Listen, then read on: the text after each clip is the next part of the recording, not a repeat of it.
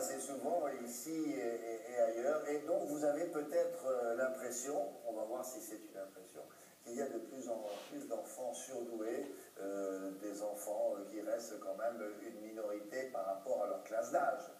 Une minorité, on en parle de plus en plus, des enfants précoces, surdoués ou à haut potentiel, c'est les trois dénominations, mais il n'y en a pas plus qu'avant en fait, c'est 2% de la population chez les enfants, mais ils 2%. sont 2% de la population, mais on les diagnostique beaucoup plus aujourd'hui. Pourquoi? Parce que les parents sont anxieux de l'avenir et veulent à tout prix savoir si leur enfant est surdoué, a fortiori quand ils voient qu'il y a des spécificités à l'école, des problèmes d'adaptation, des problèmes scolaires, des difficultés, etc. Qu'est-ce qu'ils veulent faire les parents quand ils s'aperçoivent de ça? Eux, c'est embryonnaire, ils ne savent pas très bien comment faire, ils vont voir un spécialiste et ils ne veulent pas le mettre dans un institut spécialisé en disant je vais en faire un champion. C'est ça les parents parfois. Parfois on veut en faire un champion, donc on fait faire des tests. Si les tests montrent un QI supérieur, on va pousser l'enfant dans un niveau d'excellence pour les années à venir. Mais ce qui est très intéressant, c'est que les études en neuroimagerie, IRM, ont étudié les cerveaux des enfants et des adultes surdoués. Et ces études en neuroimagerie ont montré des spécificités des cerveaux des surdoués, à savoir qu'ils ont une vitesse de traitement de l'information qui est beaucoup plus rapide, 2 fois plus rapide, que leur cerveau est toujours en marche, qu'il ne débranche jamais et que la densité d'information y est beaucoup plus, il circule de façon beaucoup plus importante. Est-ce que ça les fatigue ça, plus que les autres? Pas forcément, parce que c'est dans la nature, c'est dans leur nature. Ils ont aussi des neurones miroirs qui sont plus importants, et les neurones miroirs, c'est ceux qui permettent à un individu d'être en empathie. Et les surdoués sont tout le temps plugués, connectés à leur environnement, aux gens qui les entourent et surtout aux gens qu'ils aiment. Et dans leur cerveau archaïque, la zone archaïque du cerveau, l'amygdale, on a vu des spécificités. Vous parlez d'autres choses qu'on ne connaît pas, hein. C'est qui ça l'amygdale? L'amygdale, c'est une petite zone du cerveau qui est un peu primitive, un peu archaïque et qui est responsable de plein de choses dans le raisonnement. On va comprendre pourquoi avec une psychologue au tournage à Boulogne-Billancourt avec des enfants. C'est ce qu'ils se disent, il y a les animateurs, ils ne sont pas surdoués, ils comprennent rien. Vous avez raison.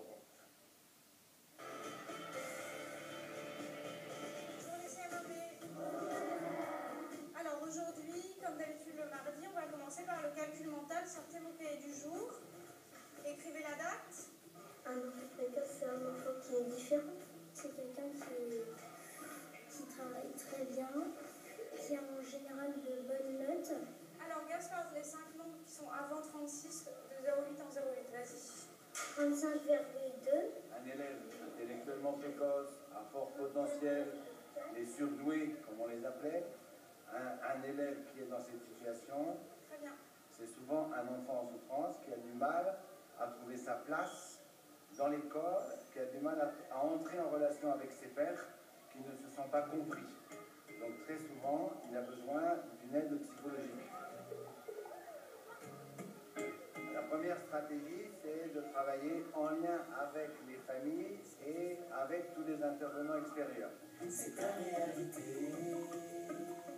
Un enfant précoce, c'est un enfant qui comprend plus. C'est ta réalité. Ce qui est intéressant, c'est que justement les neurosciences actuelles, en fait, valident ce que nous, les cliniciens, on avait compris depuis longtemps, c'est-à-dire cette grande spécificité du mode de fonctionnement des surdoués. Au niveau du cerveau, il y a plusieurs choses, c'est-à-dire que ce qu'on a pu noter, c'est l'hyperconnectivité cérébrale. C'est qu'au niveau de l'amygdale, qui est cette petite zone du cerveau archaïque dont la mission est de décoder les informations, il a été vraiment validé une vulnérabilité beaucoup plus grande des surdoués de l'amygdale. Donc le moindre murmure émotionnel en présence dans l'environnement va activer le système et envoyer des informations affectives et émotionnelles. Ce qui veut dire qu'en permanence, ce sont des enfants, des adolescents, des adultes qui sont vraiment branchés sur leur environnement et qui perçoivent constamment toutes les informations, en particulier affectives, présentes autour d'eux. Un enfant précoce, c'est un enfant qui est spécial.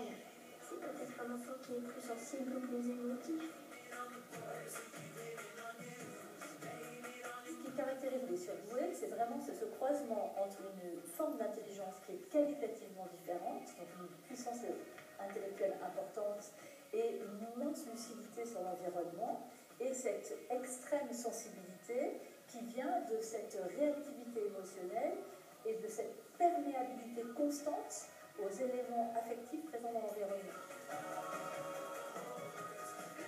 Je demandais tout à l'heure, là, ces enfants-là, il faut les mettre à part ou il faut les laisser dans le milieu naturel, le milieu des enfants, ou les mettre dans un institut, les faire suivre un peu plus? Il y a des classes de précoces, des classes spécialisées, donc c'est au cas par cas. Si l'enfant est en souffrance, s'il n'a pas de copains, s'il a des problèmes à l'école, si vous voyez qu'il pleure, etc., évidemment, s'il est stigmatisé ou isolé, on le met dans une classe spécialisée. C'est au cas par cas en fonction de l'exploration de la personnalité de l'enfant par le psychologue, par rapport à ses examens de QI, ses tests également. Voilà, tout savoir, les livres de Jeanne Surfakin. Merci Laurence. Pour couvrir les livres,